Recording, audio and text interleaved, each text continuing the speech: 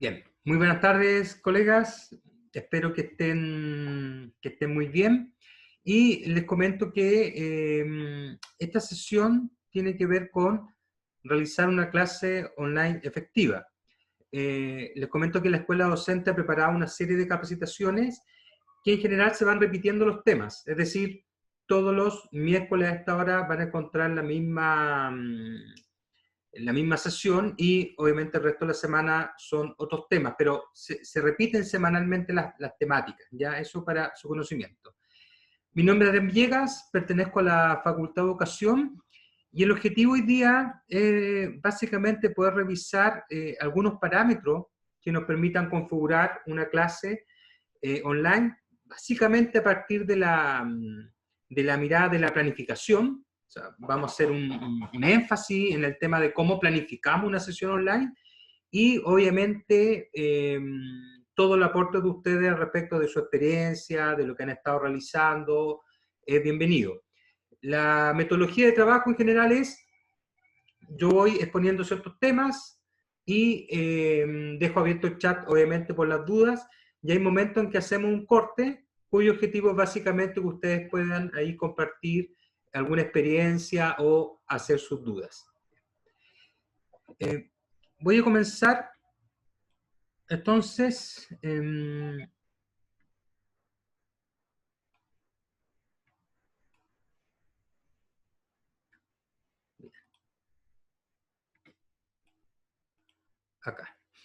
Acá ya me imagino que pueden ver la presentación.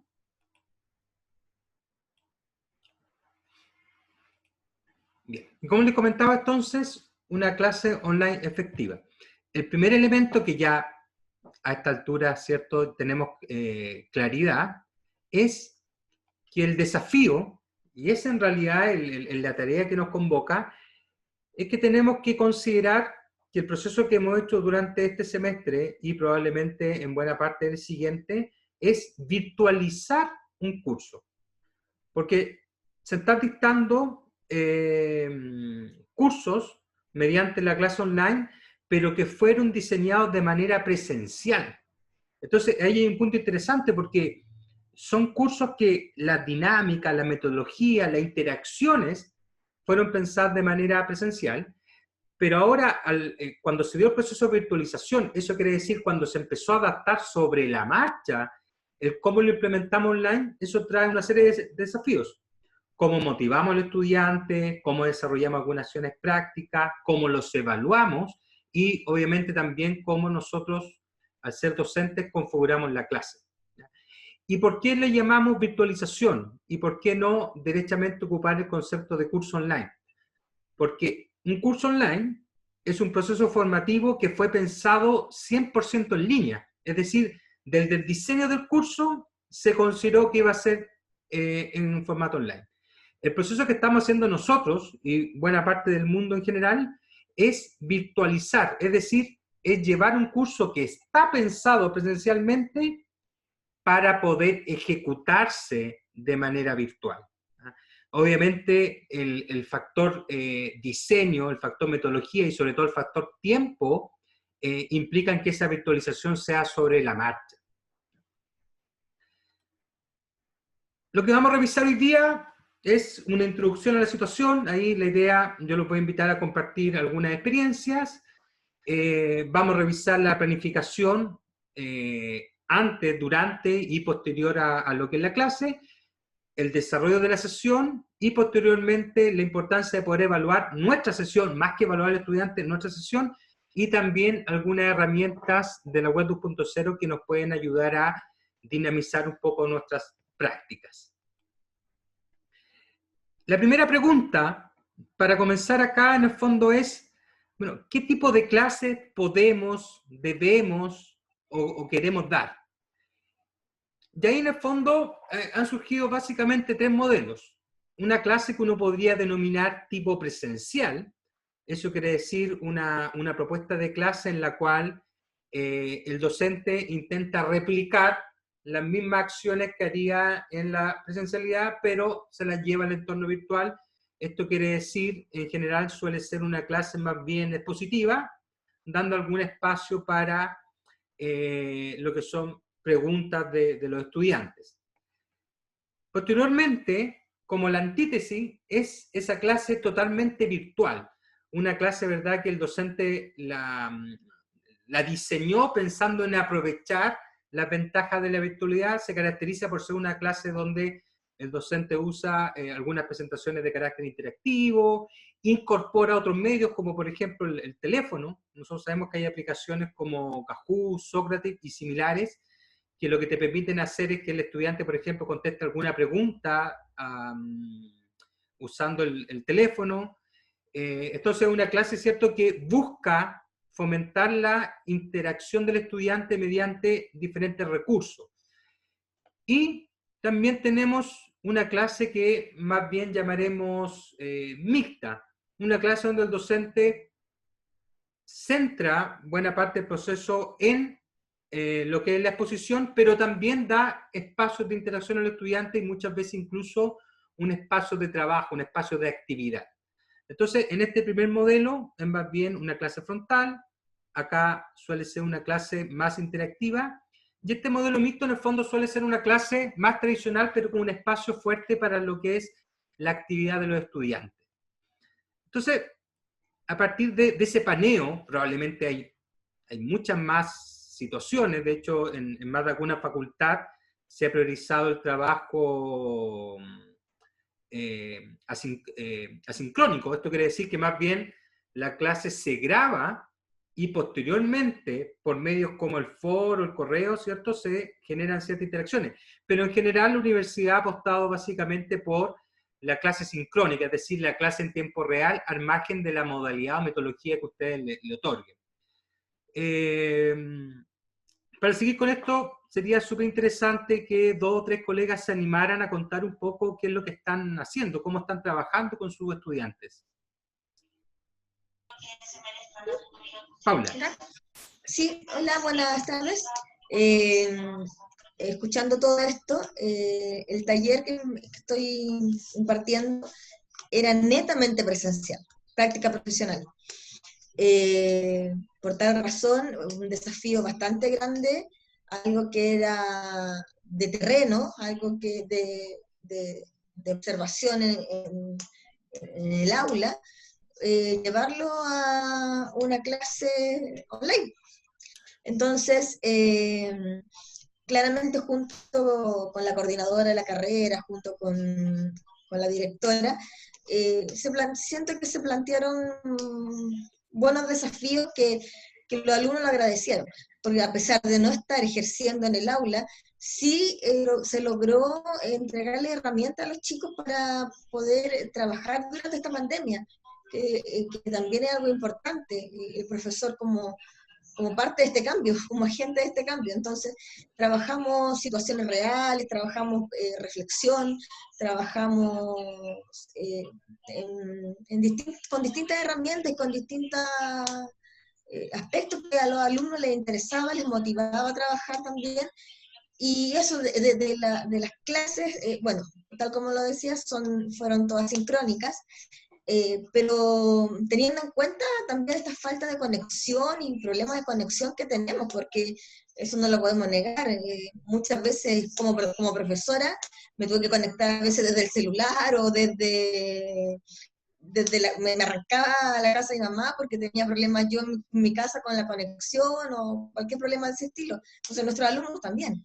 Entonces el hecho de poder tener la clase grabada y poder enviársela, lo agradecen un montón, porque muchas veces también decían que les servía de repaso o que les servía para cuando no podían asistir. Entonces, bueno, esa es en realidad la experiencia que vivo yo con el aspecto de práctica profesional. Muchas gracias, Paula. Ahí yo creo que hay varias ideas interesantes que se ha dado mucho, por ejemplo, en el ámbito de salud, sobre todo, el uso de metodologías que nos permitan llevar a la práctica elementos teóricos. Se ha dado mucho, por ejemplo, el trabajo con casos. Es decir, se buscan casos de la vida real, ¿verdad? O casos construidos para lograr un objetivo. Y la sesión presencial, ese caso se analiza, o a veces incluso se da una suerte de aula invertida, donde el caso es asignado previamente, por lo tanto el alumno lo revisa, traza las primeras líneas, y después en la clase es básicamente para discutir la posible solución al caso. Incluso otras carreras han avanzado con procesos más complejos que tienen que ver con la simulación. Pero hay instancias, es decir, metodológicamente tenemos herramientas que podemos explorar para suplir en parte la parte práctica. Y el otro tema que yo creo que también es muy importante que tú sumas a la discusión es de qué manera nosotros podemos atender también las necesidades de conectividad de nuestros estudiantes.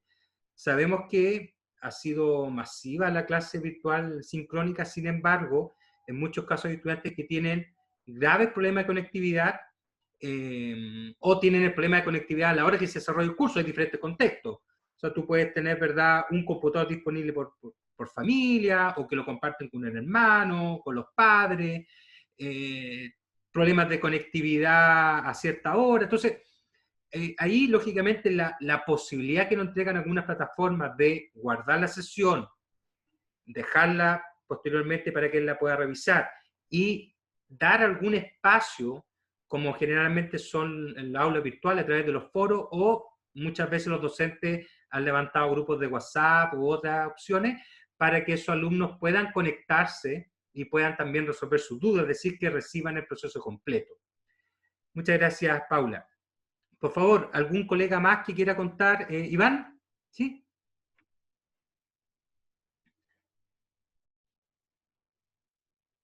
Ahí sí, ¿me escucha? Sí. Sí, ya. Bueno, primero quiero agradecer este espacio porque me parece bastante interesante, porque esta es una experiencia nueva, tanto para profesores como para alumnos, como para quienes, para los directivos de las carreras. Así que esta experiencia, este intercambio de experiencias siempre son muy útiles. Muchas gracias. Bueno, mi experiencia ha sido en general positiva, porque, bueno, yo doy una clase en periodismo de actualidad nacional e internacional. Es una clase que el ideal es darla presencialmente y poder trabajar con PowerPoint. Eso es lo que yo siempre hice en general. Sin embargo, al no haber presencialidad, bueno, estuve tratando de idear un sistema de trabajar, por supuesto, con PowerPoint lo más que se pueda, ¿no? Pero me topé con lo que señalaban anteriormente, que no todos los alumnos tienen la misma... se conectan, pero no están presentes. Sea producto de que no tienen un buen equipo. Tengo varios casos, tengo el caso de una chica que me preocupa mucho, que ella ha hecho excelentes ejercicios, buenas pruebas, pero me ha escrito que tiene problemas de conectividad muy graves, ¿ya? Y son dos tipos de problemas. Uno, que no tengan el equipo, ¿ya? Hay varios que se comunican vía celular, lo cual disminuye bastante el manejo de posibilidades con una pantalla grande, obviamente. Y el otro es de la conectividad en el sentido de no tener suficiente banda ancha o no tener una antena cerca de la casa, ¿ya? Yo no sé si ustedes vieron en la televisión un caso de una chica que estaba se tenía que subir al techo de una casa. Bueno, yo no he podido saber, yo doy clases en otras dos universidades, y yo tengo una chica que hace eso, no sé si es la misma, pero es una situación que como profesora uno realmente lo conmueve, ¿ya? En el caso de esta chica es una muy buena alumna, pero tiene esta dificultad. Entonces, yo no sé, por supuesto, aparte de intercambiar estas experiencias, cómo solucionar todos estos problemas. Yo he visto en las otras dos universidades donde estoy que ha habido una preocupación por hacerles llegar notebooks, qué sé yo, en préstamo, etcétera. Pero eh, no es toda la solución, esa es parte de la solución. Entonces, lo que yo creo que habría que hacer, aparte de este intercambio, de tener mayores recursos, por ejemplo, no sé, a mí me gustaría saber más cómo trabajar con videos, etcétera, ¿ya? Porque yo creo que las clases online, si llegaron y se van a quedar, eso Pero también está ese otro problema de la conectividad que cada uno de nosotros tiene, tanto como profesor como los alumnos. Así que eso quería comentar. Muchas gracias, Iván. Tocas varias aristas del tema, es decir, claro, nosotros probablemente nos preocupamos de la clase, pero hay una serie de aristas que influyen eventualmente en la clase, por ejemplo, la posibilidad de conexión del estudiante. La universidad hizo un barrido en dos momentos, en fines de marzo, principios de abril y después en mayo, para hacer un catastro y a los estudiantes se les repartieron computadores, se les repartieron tablets y chip con conexión con conexión de red. Un poquito, Eh, una acotación a eso. De sí, hecho, soy como receptora de uno de esos beneficios. Yo vivo en un sector como rural de Santiago y tengo pésima señal. Y la universidad me aportó con un módem con el cual se conectaba acá, para poder realizar mis clases, porque mi señal era pésima y como les digo, no tenía opción. Entonces la universidad me colaboró con esto para yo poder realizar mis clases de buena manera. claro. Muchas gracias, Paula. Y, bueno, y este proceso que tú describes, obviamente está también pensado hacerlo el segundo semestre. Ahora, también hay un tema de juicio de realidad de cuánto pueda apoyar la universidad, pensando que lamentablemente los números no han ido más que empeorando. O sea, si uno pone esto en una recta, se va a fijar que al principio los estudiantes declararon, y Pablo lo dice bien, también los profesores, algunos problemas, se trataron de solucionar, pero lamentablemente las condiciones han ido cambiando peor para los estudiantes. Entonces, claro, a lo mejor yo como estudiante podía costear una conexión, no tenía mayor problema, pero ahora se da que en mayo, en junio, julio, las condiciones socioeconómicas de mi familia probablemente han ido cambiando. Entonces, ahora sí yo voy a requerir una ayuda. Entonces, esos temas son elementos que se están barajando para el próximo semestre de cómo poder apoyar de mejor forma. Sumado también, la gente que es de la octava región lo conoce, o sea, alumnos de zonas cercanas a Concepción, ¿verdad? Pero que es donde la posibilidad de conectividad es muy mala, la velocidad de conexión es muy mala. También con todo este tema, los últimos 3 semanas de las lluvias, también alumnos que no han tenido la posibilidad de conectarse porque la lluvia no le ha permitido la conexión. Entonces, son muchas variables las que tenemos que resolver, pero de minuto, por lo menos lo que nos compete a nosotros, tratar de resolver la variable pedagógica. Y en ese sentido, sí podemos ir aportando nuestro granito de arena para los estudiantes que tienen problemas de conectividad. Yo les decía yo que la grabación de clase es una de las más importantes, pero probablemente el aprovechar algunas de las aulas virtuales, ya sea Blackboard o Moodle, nos posibilita al estudiante entregarle un espacio asincrónico que él va a ingresar cuando pueda ingresar. El problema en las clases es que necesitamos que ingrese en un minuto específico.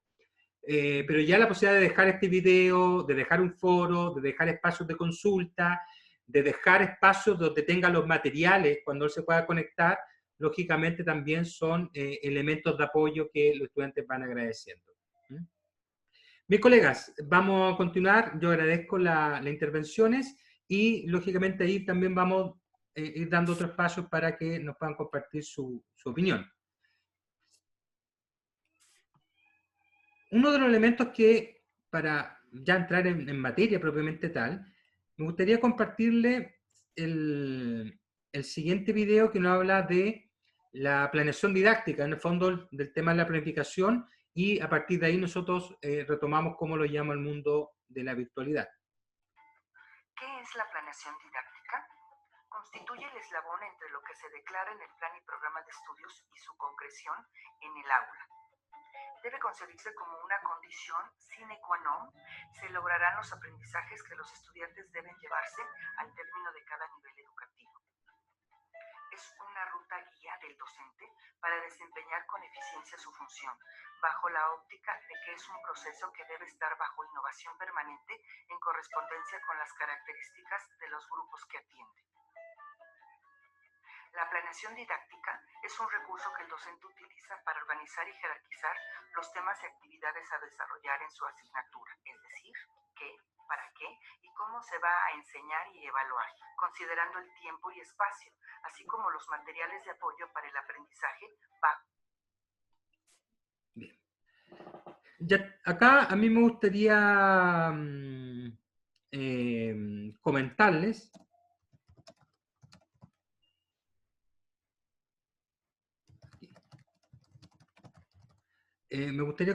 que la planificación acá vamos a tener como a lo menos tres visiones, tres miradas sobre la misma. La primera, esta planificación que probablemente hoy día ya no tiene sentido, pero sí que lo va a tener en los desafíos que nos esperan en el segundo semestre, que es la planificación del curso en su conjunto. Si ustedes tienen un programa, en algunos casos tienen un syllabus o una calendarización, eso tenemos que tomarlo y tenemos que ser capaces de programar el segundo semestre. Y uno dice, bueno, pero ¿para qué desgastarse y por qué no ocupar la planificación que ya existe? Por un tema súper simple. Lo que yo le hablaba de la virtualización. Ustedes no están recibiendo un curso online, ustedes están recibiendo un curso presencial que van a tener que virtualizar sobre la marcha para dictarlo online. Entonces, la planificación que yo le aconsejo es una ruta muy simple, que tome el programa y empiecen ustedes a seleccionar cuáles son los puntos más importantes. Y aquí hay un tema relevante. Ya sabemos por la experiencia del primer semestre que no podemos intentar hacer el 100% del programa tal como está previsto. O sea, la mayoría de los cursos no funciona así. Entonces, más bien lo que uno hace es una selección curricular, es decir, de todos estos contenidos y de todos estos resultados de aprendizaje, estos son los que puedo cubrir en esta modalidad. ¿Ya? Generalmente las tasas son bastante altas, 80, 90%, pero de igual forma uno dice, bueno, esto es lo que puedo cubrir. ¿Ya? Y eso después uno lo segmenta en las 18 semanas. Y ahí yo les aconsejo, según su programa de estudio, que ustedes marquen, bueno, cuáles son las semanas que están destinadas, por ejemplo, a las cátedras. Y esa semana, idealmente, solamente dedicarla a la cátedra. Yo creo que es una experiencia que satura mucho al estudiante, que yo le haga, por ejemplo, 2 horas de clase y en la tercera le explique la evaluación. Mejor esa semana, ¿cierto? Esa clase, destinarla completamente a lo que es la evaluación. Esa es una mirada, ¿cierto?, general que me va a permitir a mí asegurarme que planifiqué o que a lo menos acomodé en estas 18 semanas todos los elementos que son más claves del curso. ¿Ya? Y después podríamos decir que viene un nivel micro, que es en cómo voy a trabajar cada sesión. O sea, qué es lo que voy a hacer en cada una de esas clases. Y ese es básicamente el nivel que nosotros vamos a atender acá. Vamos a atender el nivel de clase. O sea, cómo yo planifico mis 2 o 3 horas de clase. ¿Ya? Pero insisto en la importancia de atender este nivel macro, insisto, mirando ya el segundo semestre, que le permite a usted tener la panorámica de todo lo que tiene que hacer. Una suerte de calendarización, pero ya pasada por el filtro de la virtualidad. ¿Qué es lo que efectivamente voy a hacer? Entonces, en función de eso, vamos a ver algunos consejos, ¿cierto?, para poder realizar este proceso más bien de nivel micro.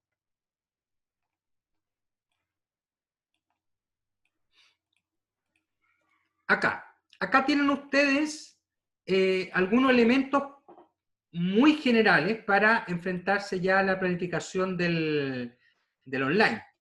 Les cuento, por ejemplo, una serie de consideraciones previas antes de sentarme a planificar mi clase, entendiendo que ya tengo este como cronograma. Primero y siempre uno parte del resultado de aprendizaje. Eso es lo que me marca qué es lo que los alumnos deben lograr.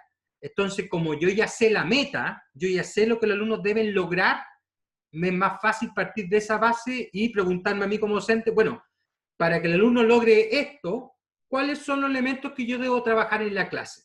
Y eso ya les da inmediatamente el correlato de cuáles son los contenidos, las habilidades, incluso las actitudes que necesitan trabajar en esa sesión. Los recursos técnicos propios, es decir, ¿con qué voy a trabajar? voy a trabajar con, primero, qué es lo que tengo a mano. O sea, ¿tengo Moodle o tengo Blackboard? Si tengo Blackboard, yo le aconsejo el uso de Collaborate. Collaborate tiene varias ventajas y probablemente una de las más importantes es que le graba la clase y se las deja automática. Si tienen Moodle, que no tiene una herramienta de videoconferencia, muchos han optado por Zoom, pero si ustedes quieren aprovechar un tema institucional, opten por Teams. Todo docente, todos nosotros tenemos una cuenta Teams que nos permite trabajar de forma ilimitada, juntar a nuestro curso en el mismo espacio, dejar las sesiones programadas, no tener esta limitante de los 40 minutos, y en el fondo funciona muy similar a Zoom, ¿ya? Ahora, de todas maneras, uno también puede trabajar con Zoom, pero la gracia es que Teams tiene todas las ventajas de Zoom y no tiene la limitante de tiempo cuando ustedes lo hacen con la cuenta institucional. Y también hay otra serie de herramientas, Jitsi, Meet, que se ha potenciado mucho, Google ha potenciado mucho en los últimos meses, también son opciones válidas. Pero aquí viene un tema de empatía también. Los alumnos te dicen, profesor, ¿dónde es la clase? Porque claro, con algunos profesores tienen clase en Blackboard, con otros en Teams, con otros en Zoom, de repente un profe innova y agrega una cuarta plataforma. Entonces, un alumno de repente tiene clase en 3 o 4 plataformas y eso también lo hace muchas veces perderse un poco en el tema. Además que a nivel informático, algunas plataformas, por la configuración de su computador y de su internet, o del teléfono mismo, le puede funcionar mejor que otras. Por lo tanto, la otra premisa tiene que ver justamente con esto. ¿Cuáles son los recursos que tenemos disponibles para nuestros estudiantes? ¿Ya? Y sobre eso también yo creo que es importante hacernos cargo, ¿cierto?, de si la mayoría de mis estudiantes tiene ciertas condiciones, yo trato de hacer una clase que pueda hasta cierto punto atender esas condiciones. ¿Cuánto el tiempo que voy a trabajar? ¿Cuántas horas tengo? Las asignaturas de práctica en general tienen una baja carga de hora presencial, tienen 1 hora. La mayoría de los cursos tiene 2 o 3 horas. Entonces, es distinto lo que yo puedo trabajar en 2 o 3 horas, ¿ya? Y eso también tengo que considerarlo a la hora de planificar. ¿Cuáles son las plataformas disponibles? Los saberes previos del estudiante que permite saber el punto de partida y, como siempre, las características. Al principio de esto, muchas veces los profesores se quejaron que los estudiantes prendían, se conectaban y luego uno no tenía la más mínima idea que estaban ahí, ¿ya? En algunos casos se vio que era por temas de conectividad, en otros casos que el alumno en realidad no le tomaba mayor sentido a la clase, y ahí cuando los docentes empezaron a ocupar estrategias de participación. O sea, ¿cómo hago que participen? Preguntas, ¿cierto? Preguntas dirigidas, momentos de plenario, y poco a poco esas acciones de parte de los estudiantes tendieron a ir desapareciendo, ¿ya? Bueno, aquí Pablo nos confirma que las prácticas tienen 2 horas en algunas carreras, súper bien, yo creo que es muy importante ese tema. Iván pregunta del Meet y el límite de tiempo. Mira, Meet tenía un límite de tiempo, pero en la última actualización que hicieron la semana pasada, por lo menos debe tener 2 horas. Así que es suficiente, ¿verdad? Por lo menos debe tener 2 horas. Y le hicieron varios arreglos. Entonces, también hay formas de poder ir atendiendo esas necesidades que tienen los estudiantes. Ahora, para planificar, acá, súper en concreto, los elementos que yo necesito considerar para hacer la clase, ¿ya? Lo primero, ya sabemos, ¿cierto?, que partimos del resultado de aprendizaje y de estas consideraciones previas. O sea, el resultado de aprendizaje, insisto, me da la meta. Es eso lo que tiene que aprender el estudiante. Por lo tanto, como yo ya sé lo que tiene que aprender el estudiante, en esa clase puedo definir qué es lo que voy a trabajar y cómo lo voy a trabajar. Y esto implica a lo menos 2 cosas. ¿Cuál es el contenido que voy a trabajar y cuál va a ser la metodología para exponerlo? Y ahí, por ejemplo, surgen varios temas. El docente habla acompañado de un PowerPoint, habla acompañado de una imagen, intercala videos, en fin, ahí aparecen, ¿verdad?, varias ideas. Cada cuánto da el corte al estudiante, usa o no usa el chat, en fin. Y luego de eso viene el tema de si dispongo del tiempo suficiente, si puedo hacer una actividad de trabajo, que uno, entre comillas, pase el contenido, es un tema, pero que el alumno lo pueda desarrollar es otro tema distinto. Entonces, ahí cobra mucha importancia lo que es la actividad. La actividad de una clase, podríamos decir que es uno de los vehículos que permite que el estudiante pase de un conocimiento básicamente informativo a un conocimiento de carácter práctico, es decir, que sea capaz de poner en práctica o que sea capaz a lo menos de hacer un algo, de procesarlo para internalizar este conocimiento que el profesor me está comentando de manera oral. Entonces, viene la actividad de trabajo, y la actividad de trabajo aquí se han dado a lo menos 3 formas este semestre, por la experiencia que han contado los colegas. La más tradicional, y probablemente una de las más bien recibidas por los estudiantes, es que si yo tengo 2 horas, por ejemplo, expongo 1 hora y destino unos 30 minutos para una actividad dentro de la sesión virtual, y le doy la instrucción y le doy los tiempos al estudiante. Otra modalidad que se ha dado también es que el docente no siempre alcanza a hacer la actividad, por lo tanto la deja formulada. Le dice, chicos, para la próxima semana les dejo esta actividad como repaso, para afianzar conocimiento, en fin. Y la otra forma, que ya obedece más a un modelo que se llama aula invertida, el profesor les da la actividad 2 o 3 días antes de la clase. Cosa que en la clase, después que el profesor explique los elementos clave, se da un tiempo para revisar entre todos la actividad, porque la actividad el alumno ya la tiene hecha. ¿Ya? Yo creo que también es una buena idea. Ahora, no es necesario acá adscribir a uno de estos 3 elementos. Uno los puede ir intercalando. En unas clases puede ser que yo no alcance a hacer una actividad, en otra clase puede que yo dé la actividad de tarea, en otros casos puede que yo haga la actividad dentro de la clase, y en otros casos simplemente puede que yo trate de innovar y les mando un caso, les mando un ejercicio, les mando un problema, y les digo, chicos, yo necesito que para la próxima clase ustedes traigan el ejercicio resuelto, porque en clase lo vamos a analizar, lo vamos a discutir, lo vamos a revisar. ¿Ya? Entonces, ahí tienen ustedes diferentes opciones. Luego de eso, y aquí estoy pensando todo antes de la clase, luego de eso ustedes organizan, o crean, o seleccionan, o buscan, o modifican los recursos de apoyo. El PowerPoint que señalaba, por ejemplo, el profesor Iván, u otro tipo de recursos. Pero yo creo que siempre es importante contar con un recurso de apoyo, pero también yo le recomendaría que esos recursos fueran lo más visual o esquemático posible, porque si no hay una tentación inherente que es de leer lo que dice la presentación. Y cuando yo empiezo a leer, el estudiante ya pierde la atención. Entonces la idea es poder ir intercalando esas situaciones. Ahora, ¿cuánto lleva esto? Esto lleva harto. O sea, si uno va a la sinceridad, si yo no tengo un material previo, probablemente el construir una presentación me va a llevar el mismo tiempo que me lleva a hacer la clase o un poco más. Entonces, si yo tengo una clase de 2 horas y quiero hacer una presentación que más o menos cubra 1 hora y media, 1 hora 20, me va a llevar probablemente ese tiempo o un poquito más. Eso es para que uno se vaya planificando. Y finalmente definir la evaluación, pero yo esto lo sacaría de la clase. Yo creo que la evaluación tienen que ser hitos dentro de los cursos.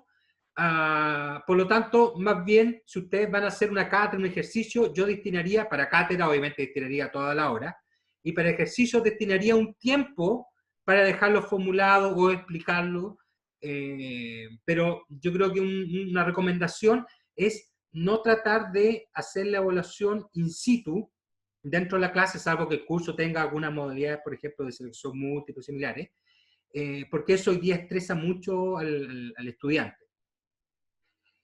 Ya antes de empezar la clase, generalmente, ¿cómo lo hacemos antes de empezar la clase? Mandar este aviso un par de días antes del link de la clase, donde se va a hacer, tener un plan B. O sea, por ejemplo, yo hago la clase en Blackboard.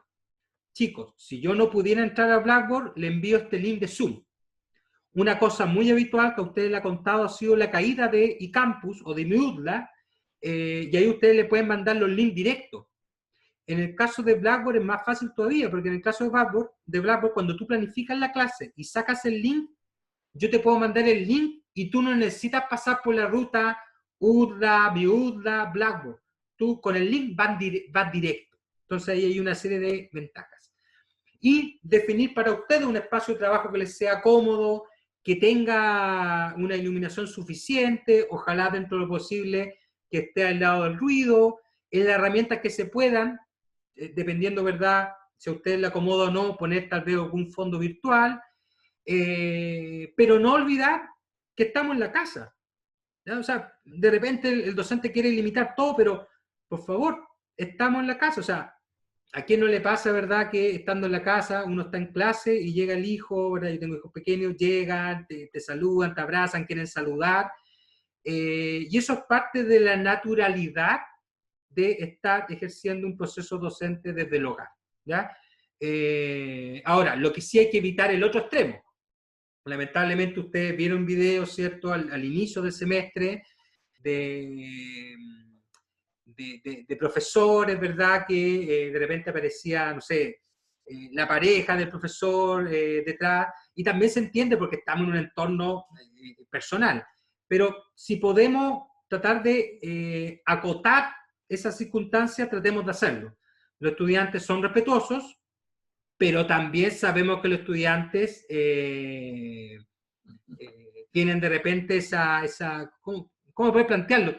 Esa picardía, ¿verdad? De, oh, mira el profe, lo que está viendo atrás, lo que está haciendo atrás. Entonces, uno puede tratar también de acotar esas situaciones. Y el otro tema es verificar hardware y software.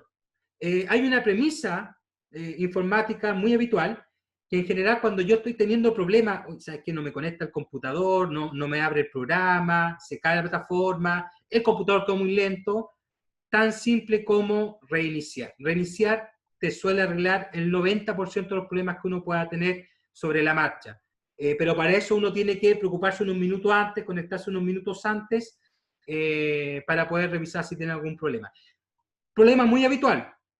Mucha gente trabajando, por ejemplo, del notebook, ¿qué es lo que hace? Lo deja encendido 24/7. ¿Ya? Eso no es bueno, porque primero te agota la vida de la batería, y segundo te va poniendo lento el equipo. Entonces, yo le recomendaría, claro, no hay problema que uno lo deje prendido 2 o 3 días, pero de repente apagarlo, ¿ya? Para que no vayan a tener sorpresas de última hora. Bien, colegas, entonces, cuando yo inicio mi clase, elementos clave: saludar a los estudiantes, eso logra empatía. Muchos de ustedes, estoy seguro que no conocen a esos estudiantes, sobre todo, obviamente, los profesores de primero. En muchos casos, nunca vi al estudiante, nunca le vi la cara, nunca lo conocí. Entonces, este tema del saludo, ¿verdad?, es a lo menos empezar a lograr una empatía. Nosotros como profesores somos la cara de la universidad frente al estudiante. Entonces, ahí también nos radica una responsabilidad bastante grande. Preguntarles cómo están, ¿verdad?, cómo ha marchado el tema, si tienen algún comentario antes de iniciar la clase. Son pequeñas cosas que nos van generando empatía y cercanía con los estudiantes. Presentar el resultado de aprendizaje de la sesión. Introducir al contenido. Siempre es bueno poder hacer una breve explicación y contarle al estudiante, mira, vamos a ver este tema, lo vamos a hacer de esta forma. Y dentro de lo posible, hacer un ejercicio pedagógico que se llama conocimientos previos, o rescate de los conocimientos previos. ¿Qué es, en el fondo? Una breve actividad de 4 o 5 minutos, donde a partir de una pregunta, donde a partir de algún insumo, puede ser una imagen, un corto video, ¿verdad?, una canción, un texto, en fin, depende mucho su experticia, yo trato de determinar qué es lo que saben ellos del tema, ¿ya? No lo tomen como una prueba de diagnóstico, porque en 3, 4, 5 minutos no tiene sentido, pero sí, a lo menos para eliminar algunas preconcepciones que muchas veces están erradas. Muchas veces el estudiante, tú le dices, mira, vamos a trabajar esto, y a él le baja, obviamente, todas las preconcepciones que tiene, y algunas de esas no son correctas. Entonces, ante el peligro de empezar una clase y el alumno ya crea que sabe alguna de estas cosas, y en realidad no eran así, obviamente te afecta el aprendizaje, por lo tanto, siempre es bueno resolverlas al inicio de la sesión. Durante el desarrollo, bueno, proponer el contenido, ojalá que el contenido ustedes lo vayan relatando de la forma más dinámica posible, contar con algunos elementos de apoyo, e incluso las herramientas virtuales nos permiten cosas como esta. Nos permiten, por ejemplo, tener marcadores virtuales, alguna estampa, esto ya lo vi, atención con este elemento. Para los que trabajan en Zoom probablemente ya no es misterio, y yo les invito a que lo prueben. Miren, le aparece una barrita verde. Si ustedes se ponen sobre la barrita verde, le aparece la barra de comando. Y hay una que dice anotar. Pinchen anotar y ustedes se fijarán que aparece texto, dibujar, estampar, y prueben a hacer alguna interacción aquí. Ahí veo que aparece los primeros cuadros.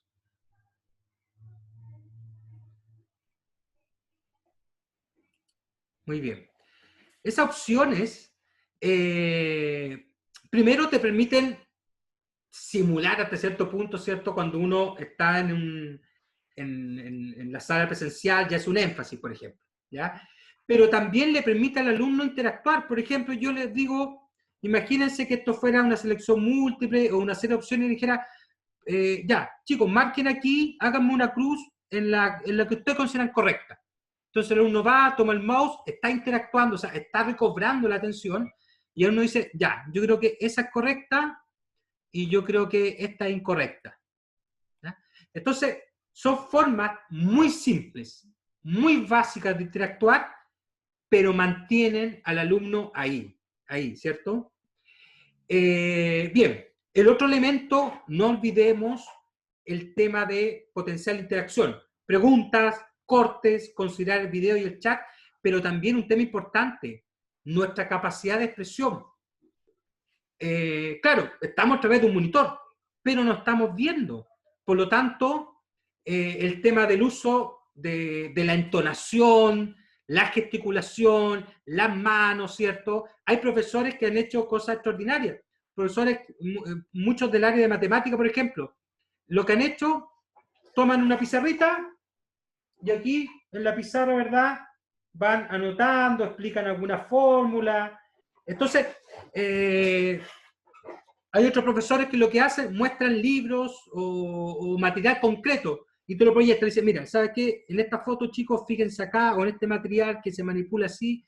Entonces, esas cosas las podemos hacer. Aprovechemos eso, no pensemos que la clase es solamente yo hablando. ¿Ya? No es así. Están los recursos de entonación, los recursos de voz, cualquier recurso que ustedes quieran ocupar de internet, lo pueden compartir mediante el compartir pantalla. Toda la herramienta de videoconferencia te permite compartir pantalla. Eso te permite compartirlo en tu escritorio, algún archivo, algún programa, alguna página de internet, en fin, ¿ya? Que son esas opciones.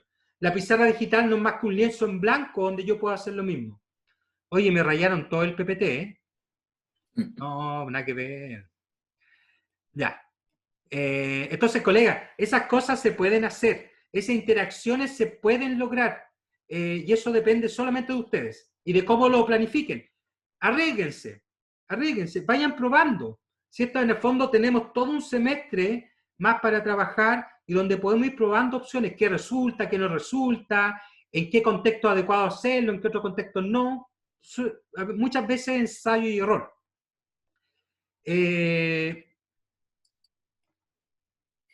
Bien, la actividad. Acá les decía yo que la actividad puede ser antes de la clase, durante la clase o después de la clase. Aquí yo aposté por una actividad durante la clase, aunque lógicamente es fácil llevársela a los otros dos entornos.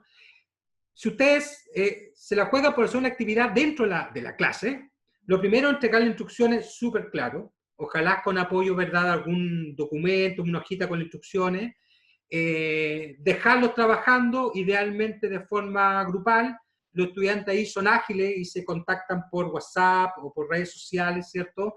Y hacen el trabajo con el compañero. Ustedes quedan como una especie de soporte remoto. Dicen, bien chicos, yo quedo acá atento a los consultas que ustedes tengan. Y los alumnos te van a ir consultando, no hay problema en eso. Y después, lo ideal acá, para no saturarlos a ellos y no saturarse ustedes tampoco, es que esa actividad se cierre en la clase. ¿Y cómo lo puedo hacer? Por ejemplo, si yo destino 1 hora a la actividad, le explico, les doy unos 30 minutos de desarrollo, y después les pido que 2 o 3 la presenten. ¿Qué es lo que hicieron? ¿Ya?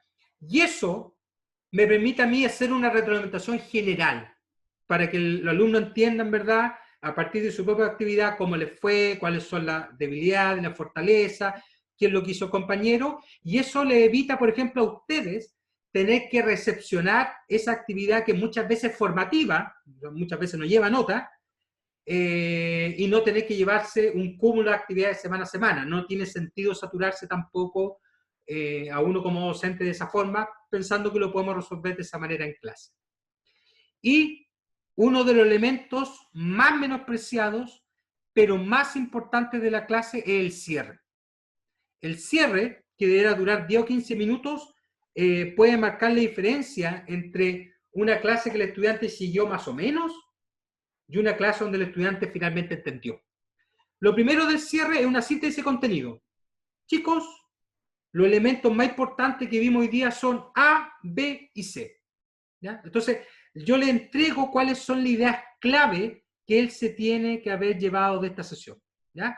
Obviamente, dejar un espacio de consulta o de enganche después de la clase. Y aquí muchos profesores han consultado, ¿sabes qué, Adrián? Es súper complejo y es desgastante para mí tener que estar contestando foros todos los días de consulta. Planifíquese. Por ejemplo, hay profesores que lo que han hecho lo ordenan, dicen, estudiantes, yo contesto el día lunes en la tarde, miércoles en la noche y viernes en la mañana. Por lo tanto, lo que a mí me llegue del día viernes en la tarde, yo no se lo voy a poder contestar hasta el lunes en la noche. Y de esa forma, el docente se fija un horario de atención en la virtualidad, entre comillas, le permite ordenarse y le permite también a los estudiantes no estar con ese tema de, porque el estudiante te manda un correo y a los 10 minutos te lo manda de nuevo para decirte que te mandó un correo. Entonces, para evitar esas cosas, ¿verdad?, uno les puede fijar horarios. Y el otro tema importante es la intersección. O sea, chicos, ¿qué vamos a hacer para la próxima clase? Yo necesito que revisen esto, que hagan esto, que hagan esta actividad, que exploren tal cosa, sin abusar del tiempo, pero los estudiantes sabemos que tienen créditos y los créditos le permiten disponer de un conjunto de horas para la clase presencial y un conjunto de horas para el trabajo personal. ¿Ya? Entonces, en algunos casos es sumamente justificable que yo les pida que revisen un artículo, por ejemplo, o hagan algún tipo de actividad. ¿Ya? Eso con respecto a la sesión de clases propiamente tal. Yo no sé si hasta acá tienen alguna duda, consulta, pregunta, aporte, para después entrar a la última parte.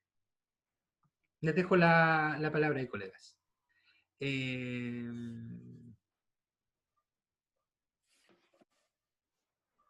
Acá respondo algunos temas de chat. La activación de conocimiento, claro, puede recibir varios nombres, pero en general es la actividad inicial que yo hago para introducir a la clase, al contenido de la clase, y también para determinar rápidamente las preconcepciones que ellos tienen de la temática que yo voy a abordar. ¿Ya?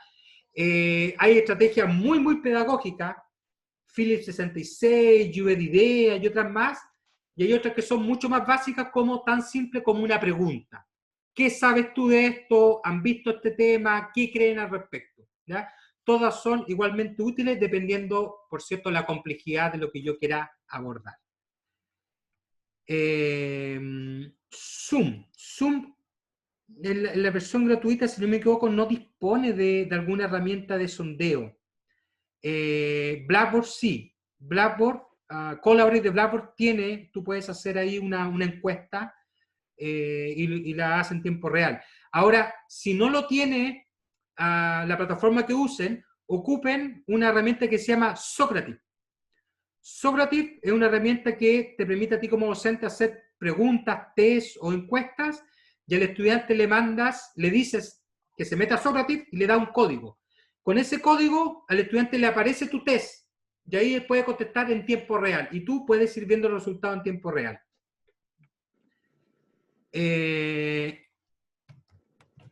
Socrative es la opción, Kahoot es otra opción. Hay varias más, pero probablemente Socrative es muy fácil de ocupar, además que tú puedes crearte la evaluación desde el mismo teléfono. ¿Algo más, colegas?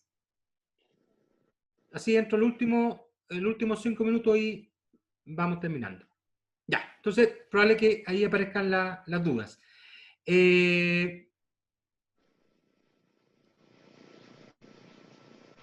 Acá esto es muy simple, en el fondo es un consejo en realidad de cómo ustedes pueden evaluar su propia sesión, ¿ya?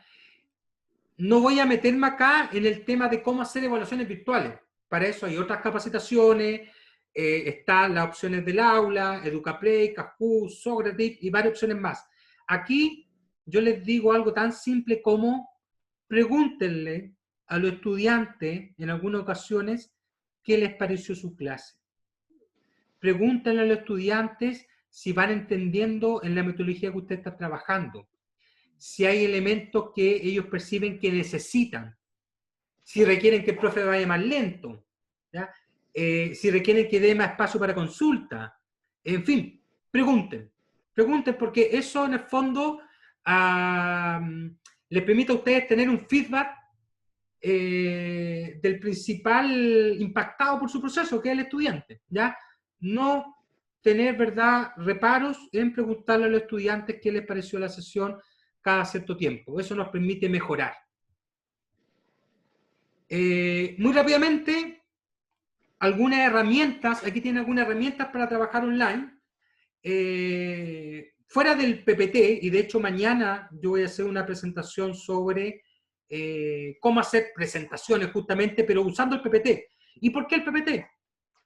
Porque muchas veces uno no tiene el tiempo para aprender nuevos programas, y segundo, porque el PPT es fácil de trabajar y es muy potente. Yo puedo hacer varias cosas. Puedo agregarle audio, puedo convertirlo en video, puedo agregarle interacción. Entonces mañana vamos a conversar de eso. Pero si alguien quiere indagar algunas herramientas, Prezi y Gmails son tipo PPT que te permiten insertar video, insertar hipervínculos. Les pueden mandar el link al estudiante de la presentación. Son buena idea. Si yo quiero presentar las cosas de otra manera, o quiero pedir al estudiante ciertos productos más novedosos, puedo usar herramientas para que hagan cómic, o para que hagan video o video presentaciones. Ahí tienen Pixton y Powton. De repente yo quiero enriquecer mi presentación con algún esquema. Tengo la herramienta Canvas. Canvas es una herramienta súper potente que puede ser trabajada del teléfono, que tiene cientos de plantillas, esquemas, organizadores gráficos, mapas mentales, conceptuales, y yo simplemente después lo copio y lo pego en mi PPT, ¿ya? También sirve para que yo le pida al estudiante algún producto. Si quisiera evaluar, EducaPlay es una buena opción. En EducaPlay yo puedo crear test, tiene para hacer video quiz, es decir, yo coloco un video y le hago preguntas sobre el video, y cosas que tal vez pueden ser más lúdicas. Sopa de letra, interrelacionar, verdadero o falso, conjunto, pero también completar, pero también tiene la típica opción de selección múltiple. Y lo otro, explorar herramientas disciplinarias, explorar aplicaciones de los móviles. Hay muchas aplicaciones móviles que hoy día nos pueden servir, nos pueden apoyar. Para finalizar, colega, porque ya estamos en la hora, no quiero abusar de su tiempo, lo pedagógico antes que lo tecnológico. O sea, que ustedes piensen primero lo que quieren hacer y después vean en las herramientas que lo pueden llevar a eso. Que no se limiten, no piensen, por favor, no partan de la base, que yo uso Zoom y Zoom no permite hacer esto, entonces mejor no lo voy a hacer. No, al contrario.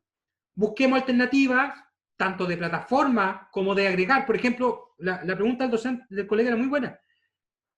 ¿Zoom me permite tener preguntas de selección múltiple? No. La persona gratuita no. Pero yo puedo combinarla con alguna otra herramienta y me quedo en Zoom, que probablemente para mí es cómodo. Excelente, problema resuelto. Lo pedagógico antes que lo tecnológico. Empatizar con los estudiantes. Nosotros a los estudiantes les tenemos que dar el ejemplo, estamos formando profesionales. Tenemos que fomentar, por ejemplo, la responsabilidad. Es cierto, pero también debemos empatizar. Por lo tanto, no se trata acá de si yo le pido el trabajo para el día viernes, el alumno me lo envíe cuando quiere. Pero yo fijo un canal, le digo, mira, ¿sabes qué? Este es el día viernes. Si hay estudiantes que tienen algún problema, favor de comunicarse conmigo antes del viernes y vemos la solución. Yo creo que eso es siempre importante, responsabilizar al estudiante. A lo mejor el chico no puede hacer el trabajo hasta el día viernes, pero te avisó y te dice, profesor, ¿sabe qué? Por X motivo no puedo, sin embargo me comprometo a mandarlo el día sábado. Entonces, de esa forma, se está respetando la autonomía, se está flexibilizando, pero también se está trabajando la responsabilidad con el estudiante. Menos es más. Hoy día menos es más. No sacamos nada con llenarlos de herramientas si al final probablemente con 2 o 3 resolvemos todo lo que necesitamos. Mejor invirtamos en profundizar en aquellas herramientas que realmente requerimos y el resto, ¿verdad? Si queda tiempo, poder explorar algo que me pueda mejorar. Y finalmente, interacción y comunicación, comunicación y comunicación. Comunicación con sus colegas, con los estudiantes, con los coordinadores. Es clave, ¿cierto?, que nos podamos comunicar. ¿Por qué? Porque muchas cosas que antes se resolvían pasando a la oficina, en el pasillo, cuando uno termina la clase, el alumno va a hacer que te pregunta, profesor, ¿sabe que esto no me quedó muy claro? Hoy día no está esa instancia. Por lo tanto, definamos cómo nosotros nos comunicamos. ¿Ah? Definamos los tiempos, definamos los medios y definamos los mecanismos. ¿Ah? No olvidar, finalmente, que lo que hace efectiva la clase, en el fondo, es ver el aprendizaje del estudiante, la satisfacción del estudiante frente a lo que tú le pudiste aportar. Colegas, yo les dejo ahí mi correo. Siéntanse libres, por favor, totalmente de cualquier duda, problema que yo pueda atender, encantado de apoyar. Y si yo no pudiera atenderlo, a lo menos les voy a poder indicar a qué personas dirigirse dentro de la institución. Bien, colegas, ya que estamos llegando al final, por favor, dudas, preguntas, consultas que puedan tener. Muchas gracias, Cristian, por la claridad y por toda la ayuda que nos has brindado. Muchísimas, muchísimas gracias. Gracias, Juanita. Solo eso. Muchas gracias.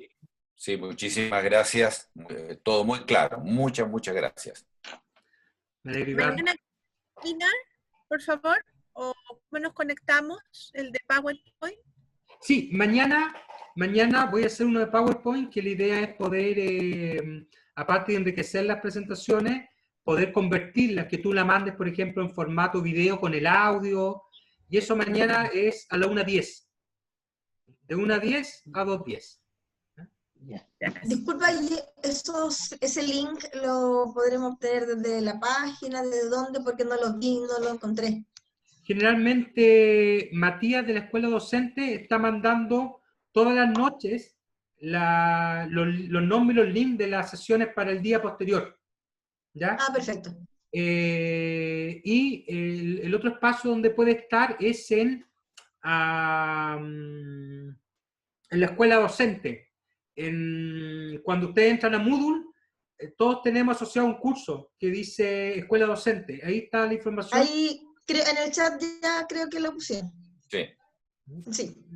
Ahí está. Claro. Muchas gracias, Carolina. En ese PDF están las sesiones y los links para todo el mes de julio. Perfecto. Gracias.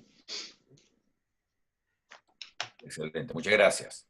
Muchas gracias. Y no queda nada, entonces, por favor, cualquier cosa, encantado de atenderlos. ¿Ya?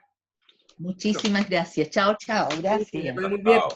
Chao. Gracias, que estés bien tú también. Muchas gracias por todo. Ustedes también. Gracias. Ahora. Gracias. Chao, muchas gracias. Chao, le ve bien.